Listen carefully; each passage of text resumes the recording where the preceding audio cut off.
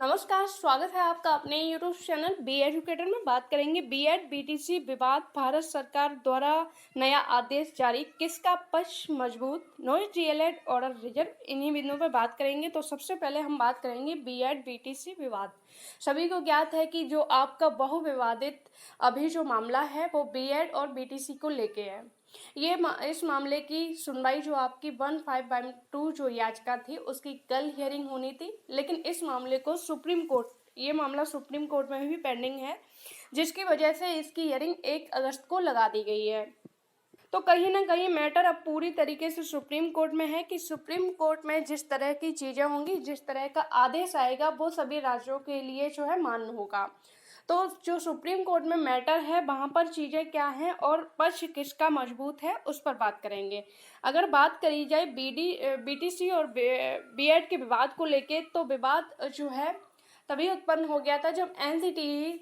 ने 28 जून 2018 को एक गाइडलाइंस जारी की, जिसमें मान्यता दे दी कि बीएड जो है प्राइमरी के लिए एलिजिबल है।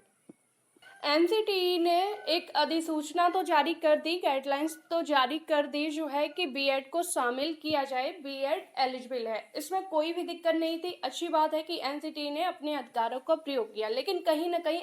एनसीटीई की जो है गलती है, पूर्ण तरीके से उन्होंने अधिकारों का और जो है प्रावधानों का, नियमों का पालन नहीं किया। वो इस तरह से कि अगर 2009 आपका आरटी 2009 की बात की जाए, धारा 23 की उपधारा 1 की बात की जाए, तो उसमें जो है टीचर एलिजिबिलिटी को के लिए जो बात कही गई है वो ये है कि एनसीटीई यानी कि जो आपकी national council for teacher education को लेके जो आपका राष्ट्रीय शिक्षक परिषद है, उसको ये अधिकार है कि वो कोई भी नियम बना सकती है शिक्षक की पात्रता के लिए। सही बात है कि जो एनसीटीई है वो बना सकती है, लेकिन उसके लिए एक ये चीज़ भी है कि अगर कोई भी नियम वो बनाती है तो उसके लिए सबसे पहले उसको एक कमेटी का गठन करना पड़ेगा। अगर वो स्पेसिफिक किसी राज्य के लिए नियम बनाती है तो जो है गाइडलाइंस जारी कर सकती है। अगर पूरे भारत के लिए अगर कोई नियम, कोई प्रावधान बनाया जाता है तो उसके लिए सभी राज्यों के जो परीक्षाएं संस्थाएं होती हैं, जो टीचर एलिजिबिलिटी की जो है योग्यता निर्धारित करती हैं, उनका परामर्श लेके ही उस नियम को, उस प्रावधान को लागू किया जाएगा, जो कि एनसीटीई ने ऐसा नहीं किया। एनसीटीई ने सिर्फ जो है गाइडलाइंस जारी कर दी, जिसमें जो है 28 जून 2018 में इस चीज़ को बोल दिया कि बीएड जो है एलिजिबल है प्राइमरी के लिए। इसके बाद देश के अन्य राज्यों में जो इंटीग्रेटेड आपके बीएड कैंडिडेट, एमएड कैंडिडेट हैं, उन्होंने भी, जाहिर सी बात है, बीएड में जो कोर्स होता है वो बीएड इंटीग्रेटेड एमएड में भी सेम कोर्स होता है, जिसके आधार पर जो है प्राइमरी लेवल में इन बीएड और एमएड इंटीग्रेटेड जो कैंडिडेट थे उन्होंने प्राइमरी के लिए अप्लाई किया। जब प्राइमरी के लिए अप्लाई किया तो कई सारे राज्यों ने इनको जो है काउंसलिंग पर रोक लगा दी, यानी कि इनको नियुक्ति नहीं दी गई। जब इनको नियुक्ति नहीं दी गई तो इनके द्वारा फिर से शरण ली गई, एनसीटी में शिकायत की गई, याचिकाएं दाखिल की गई, जिस पर एनसीटी ने फिर से एक जो है गाइडलाइंस जारी की, जिसमें ये चीज़ जो है क्लियर की, हमने एक कमेटी के तहत जो है नियम बनाया है कि इन अभ्यर्थियों को, जो आपके इंटीग्रेटेड बीएड और एमएड है, इनका कोर्स जो है एनसीटी ने मान्य किया, प्राइमरी के लिए एलिजिबल है, इनको मान्यता दी जाए। तो जो है, लेकिन कहीं ना कहीं इसमें भी एनसीटीई ने एक गलती कर दी इस बार जो है। उस टाइम जो है, ये जब गाइडलाइंस जारी की गई थी, लेटर जारी किया गया था, अक्टूबर 2021 की बात है। उस टाइम 69,000 शिक्षक भर्ती यूपी में थी और 69,000 में बीएड केस को लेके भी काफ़ी सारी जो है विवाद चल रहा था, बीएड केस को लेके, जिसके चलते एनसीटी ने समझदारी दिखाई और जो नियम है आपका आरटी 2009 के अनुसार कि एक कमेटी का गठन करिए, पूरे राज्यों की परामर्श लीजिए, एक स्पेशल कमेटी का गठन करके ही आप जो है एक नियम बना सकते हो शिक्षक पात्रता के लिए। एनसीटीई ने कमेटी को गठित करते हुए इंटीग्रेटेड बीएड और एमएड के लिए नियम बना दिया और एक लेटर जारी कर दिया कि इनको जो है मौका दिया जाए। लेकिन एनसीटीई ने उस जो गाइडलाइंस को जारी किया वो आधार बनाया आपका एनसीटीई की गाइडलाइंस, जो 28 जून 2018 को गाइडलाइंस जारी की गई थी, यानी कि वो गाइडलाइंस जिसमें कमेटी का गठन नहीं किया गया था, सिर्फ जो है एक आदेश गाइडलाइंस जारी कर दी गई थी कि बीएड को शामिल किया किया जाए, उसका आधार बनाते हुए इन इंटीग्रेटेड बीएड एमएड को शामिल कर दिया गया। अब जो है चीज़, जब आपने दूसरी जो है नियम बनाया, वो फर्स्ट नियम जिसमें पहले से ही जो है कहीं ना कहीं एक उल्लंघन था, तो उसको जोधपुर हाई कोर्ट ने उसको जो है रद्द कर दिया। जब उस आदेश को रद्द कर दिया तो जाहिर सी बात है कि जो दूसरा आपका आदेश आया, गाइडलाइंस आई, तो उस पर भी खतरा है।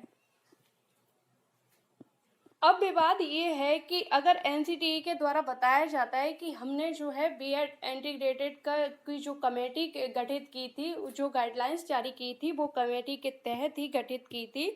तो जो है सुप्रीम कोर्ट रिकॉल ये भी कर सकता है कि जो 28 जून 2018 का जो आपने गाइडलाइंस जारी की थी, उसमें कोई किसी भी प्रकार की कमेटी क्यों नहीं गठित की गई। जब आपने जो है पूरे अगर देश के लिए एक नियम, एक प्रावधान, एक कानून बनाया है, तो जाहिर सी बात है सभी राज्यों की जो संस्थाएं हैं उनसे परामर्श लेना चाहिए था, जो कि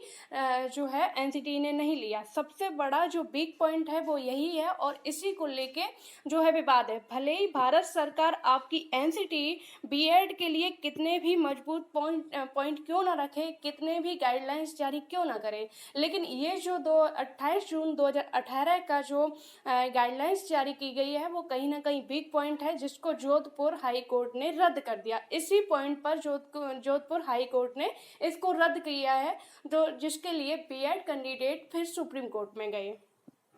कल की डेट में 14/6/2022 में जन शिकायत के संबंध में जो एनसीटीई ने एक जो है लेटर जारी किया है, उसमें साफ तौर से ये चीज़ बोली गई है। उपयुक्त विषय में अवगत कराना है कि माननीय उच्चतम न्यायालय यानी कि सुप्रीम कोर्ट में जो 19 जुलाई को मैटर लगा हुआ है, उसके संदर्भ में बात कही गई है, जिसमें जोधपुर द्वारा पारित आदेश दिनांक 25/11/2021 के विरुद्ध राष्ट्रीय अध्यापक शिक्षा परिषद ने माननीय सर्वोच्च न्यायालय में ASLP दायर की है,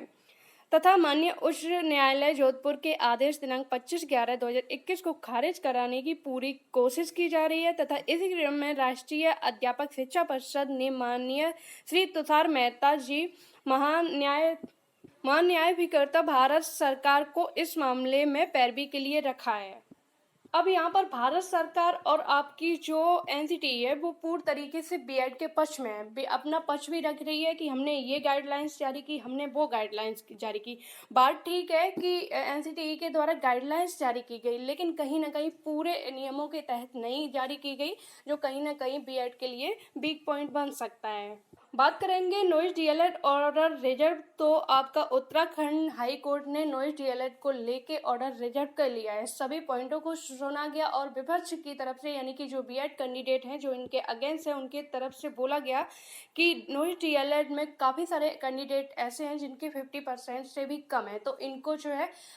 शामिल नहीं करना चाहिए। जिस पर हाई कोर्ट ने जवाब दिया कि वो आपका विभागीय मामला है। अगर विभाग के जो नियम है, साफ सी बात है कि कोई भी वैकेंसी आती है तो मिनिमम जो क्वालिफिकेशन वो 50% मांगी जाती है। नॉइज डीएलएड को अगर एनसीटीई जो है वरीयता देती है, मान्य करती है, तो हाई कोर्ट भी उसके पक्ष में रहेगा। इस तरह की हाई कोर्ट ने टिप्पणी की। रही बात क्वालिफिकेशन की और कितनी मिनिमम क्वालिफिकेशन रखनी चाहिए एप्लीकेंट के लिए, तो वो जो है विभाग के ऊपर है, विभाग नियम बनाता है।